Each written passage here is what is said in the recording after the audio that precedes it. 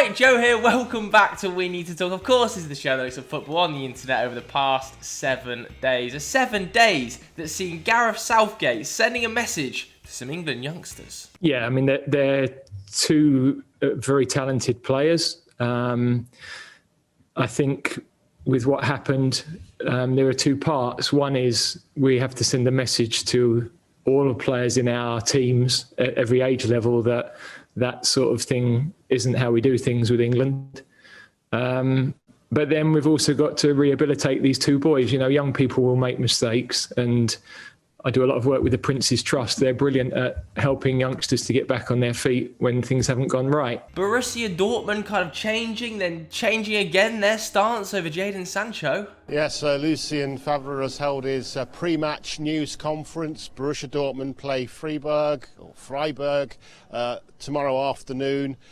And he was asked directly about the Jadon Sancho situation, and I'm afraid Manchester United fans, he didn't leave much room for doubt or much room for hope. Yes, he said there was contact with Manchester United, but it's all said and clear. Jadon will stay here. There will be no change in the next 3 days. Jadon will stay here. There will be no change in the next 3 days. Now, he said it before, and now he said it again, and he said it after that €100 million offer. Seemed to confirm that offer as well, didn't he? An offer that Dortmund rejected in private, and now in public the head coach has said that Jadon Sancho will be staying here and there'll be no change in the next 3 days. And Ross Barkley confirming it was agent Jack Grealish that got him to sign for Villa. He's been telling me how good of a club it is and how welcomed I'll be when I come here, and and look forward to playing with me. Anyway, today we need to talk about the Champions League.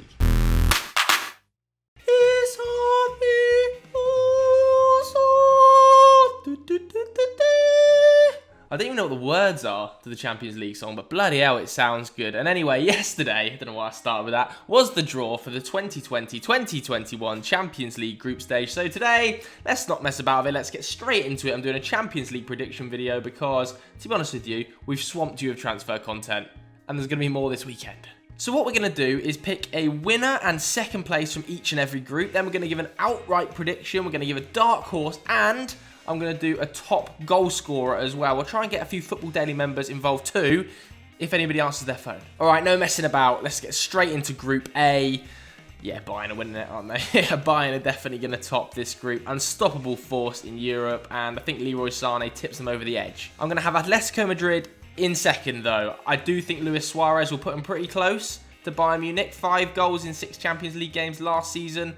Not going to be truly elite as he once was in the past, but still enough.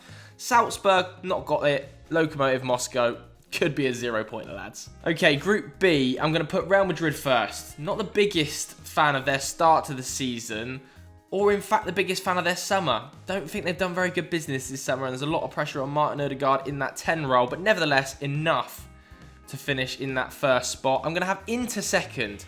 I do think Romelu Lukaku could cause some serious problems here, and I think Conte, as I'll come on to later, could do some real damage in this competition if he gets it right.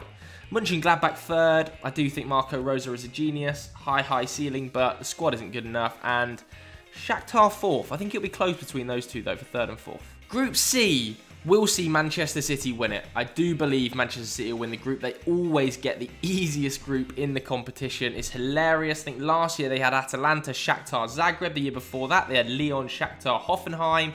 They never seem to put anyone tough, and they will top this group. I think Pep will be focusing heavily on the Champions League. Second place was a little bit more difficult. I've gone for Marseille. I think that Andre Villas-Boas has enough quality in this squad to get the job done just ahead of Porto. And then I've got Olympiacos in fourth. They always end up on sort of 4 points, don't they? A couple of draws.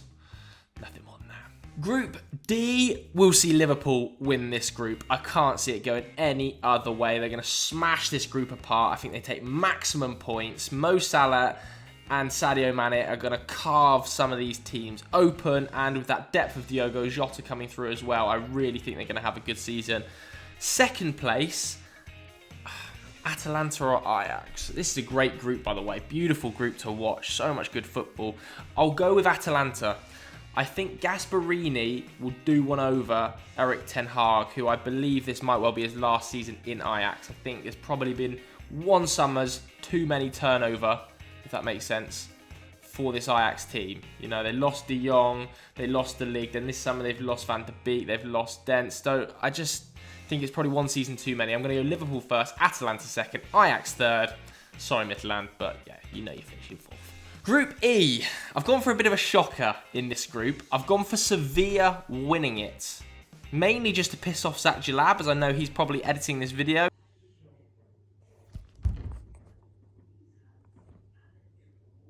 Ignore the place.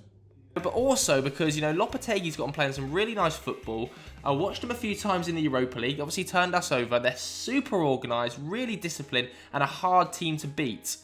And I think Chelsea will be having their focus elsewhere, other than the Champions League. I think Frank probably knows he's not going to win the Champions League, but will be concentrating on the Premier League and pushing those top two as hard as he can. Also got to gel those players in. That's not going to happen immediately. So I think Sevilla might shock a few people here. I'm going Sevilla 1, Chelsea 2, Rennes in 3. Just want to see Camavinga, and then Krasnodar. Yeah, 4th. Group F. Now, this one will see Borussia Dortmund finish 3rd. I don't know how they're going to do it without Jadon Sancho. I've probably just shot myself in the foot there because he's not going to join us. But they probably will have Erling Braut Haaland as long as he stays fit, and I do believe he'll carry them easily through this group. Still an exceptional squad there, even if Sancho is to leave, which I don't think he's going to. I'll put them first. Lazio in 2nd. I do think they're alright under Inzaghi. They did struggle pretty badly, though, in the Europa League last year, didn't they? They went out of the group stages. Lot of pressure on Ciro Immobile to perform here. I think he had 36 goals in all comps last year. Can he repeat that this year? He's got to drop off eventually. But I'll put them in 2nd. Zenit 3rd. Bruges 4th. So Dortmund, Lazio, Zenit, Bruges in Group F. Group G. Juventus are going to win this one. In the battle between Ronaldo and Messi, I think Ronaldo is going to come out on top. I think Juventus have a better squad than Barcelona, despite the fact Andrea Pirlo doesn't really know what he's doing. I don't think in Europe they'll have enough to get through this.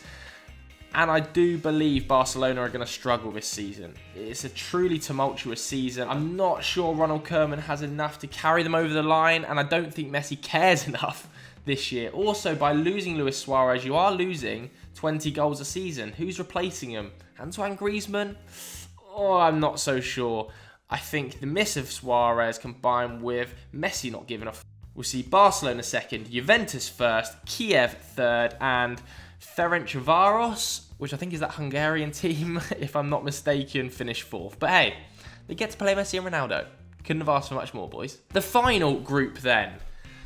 This is the group of death, and we got drawn in it, which I actually love. I would much rather be playing the better teams in Europe than playing Europa League groups, to be honest with you. I've watched too many Europa League group matches.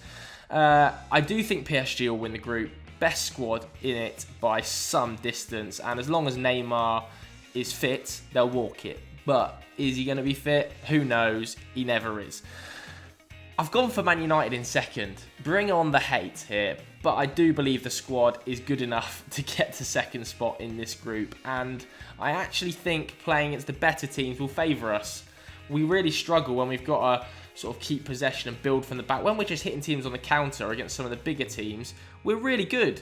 So fingers crossed, PSG and Leipzig come and play against us and we can just counter-attack against them. And I'm just hoping for another night in Paris, to be honest with you, where Di Maria is in tears. That means I've got Leipzig in 3rd. I do think Leipzig will drop into the Europa and win it, but be very close. It'd be very, very close between them and Manchester United. Maybe no Timo Werner might have an impact, and then Istanbul in 4th. Outside of the groups then, let's go to our outright winner of the Champions League 2020-2021. Now this is going to be really hard because we don't know which group is going to be drawn against which group yet. So it's nearly impossible. You know, two of the favourites could play each other at the semi-final or quarter-final spot. But nevertheless, next on the line, and I'm plumping for Liverpool. I think Liverpool are going to win the Champions League this season. Yes, they stumbled last season against Atletico and fell. But other than that, I think they're the 2nd best team in the world behind Bayern Munich. And you guys are probably saying, well, if they're the 2nd best, why are you giving them the Champions League spot? Well, the reason I do think they've got slightly better depth than Bayern Munich in key areas. I think if Lewandowski picks up an injury this season, which has to happen eventually, Bayern could be in a spot of bother. Whereas I think if Liverpool, one of those front three, get injured, I actually think with Diogo Jota's arrival, they've got enough to cover it. I know I'm going to take some stick for that, but I think Liverpool are going to ransack a heck of a lot of teams this season. Some of the performances I've seen so far this year have been mesmerising. Best team I've seen play. I'm going for Liverpool. But what do Chris and Doogie think? Just missed the entire Champions League draw, going for a nap. No regrets. Woke up to see that my adopted team, Atalanta, have been drawn in a group of death with Liverpool, with Ajax. Two teams with incredible pedigree. That doesn't matter when Gasparini's boys are in town. They're going to top the group. Papu Gomez is going to break James Milner's assist record. And Josip Ilicic is going to finish top goal scorer as they do the double. That's the Serie A, the Scudetto, and the old Champions League.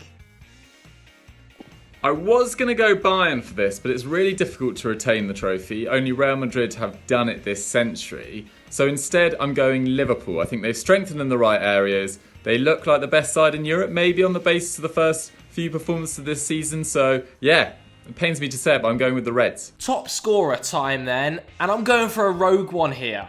I'm going for Erling Braut Haaland. The reason I'm going for Erling Braut Haaland is I think he's going to crush that group stage. Just looking at the group now, and I think it's one of the weaker ones. You know, Lazio, Zenit, Club Bruges. I think Erling Haaland's going to do some serious damage against those teams. 8-4 in the Salzburg team last season, and 2-2 in the Dortmund team last season in the Champions League. If he can get 10 goals at the group stage, obviously that's a long shot, but 10 goals at the group stage, even if they go out the quarterfinals, he could end up with the golden boot. So yeah, I'm going to back Erling Braut Haaland for the golden boot. But what does Sam Obaseki and Patrick Van Straten think? I think the top goal scorer for the Champions League this season will be Lewandowski. You see what I did there? Yeah, main reason is because I think he's getting better with age. I think he's honestly just a goal machine. The team around him just looks like they're getting much better as well. So I think they're going to put it on a plate for him much more. And he's just going to score more goals. Goal machine. So I think the top scorer in this season's Champions League might be Sadio Mane. I think that with Thiago there, Liverpool are going to be more creative than ever before. And I think that'll hurt Lewandowski at Bayern a little bit. I think he's got Salah creating for him, Firmino creating for him, and he's going to be the guy who runs in behind and gets on the ends of chances. So I think it's going to be Mane, and they'll do better than they did last year. As for the dark horse this year, I'm putting my money on Inter Milan. And I'm putting my money on Inter Milan because I think Conte can do a similar amount of damage this season in the competition as Diego Simeone did last season. Just by the way he sets up his team, that defensive stability, allowing players to hit them on the break. I think Lukaku and Lautaro Martinez being retained throughout the summer and not losing either of them is a key factor. And yeah, I just think he doesn't have to do anything special. He can just grind results out and stumble over the line to a certain level. I don't think they're going to win it, but I think Inter semi-finals might end up happening. But that's what I think. What did your lab and Henry think? Straight off the bat, I'm saying that Rennes and Sevilla are going to do a job on Chelsea. I just think, Rennes are doing really well in Ligue 1. I think that Frank Lampard could be in for a bit of surprise, and Sevilla just know what they're doing when it comes to European football. I'm also backing Atalanta to go quite far. I think they'll do all right, get out of Liverpool's group. And also in Group F, don't write off, this is my little outside shout, Club Bruges. I think they're going to cause Zenit, Lazio and Dortmund a bit of a problem. You never know, they're my little outside shout. My dark horse has to be RB Leipzig. I know they've lost Timo Werner, I know they've lost Schick. However, they showed us last year how good they were without Werner once the Champions League restarted. I just think Julian Nagelsmann as a manager will be able to do whatever he wants in the Champions League. And who knows, Sorloth could be better. Maybe. Okay, so those were our predictions for the Champions League 2020-2021. They're definitely going to be wrong, but who the hell cares? Let me know your predictions in the comments below. I'm genuinely interested to hear you think who is going to win it. Stay tuned for loads more great content. We shot back in the pub this week, by the way, for Sunday Vibes, so tune in for that on Sunday. Go over to Eurofootball Daily and watch Continental Club if you want more serious footballing chat. Thanks very much for watching. We'll see you later.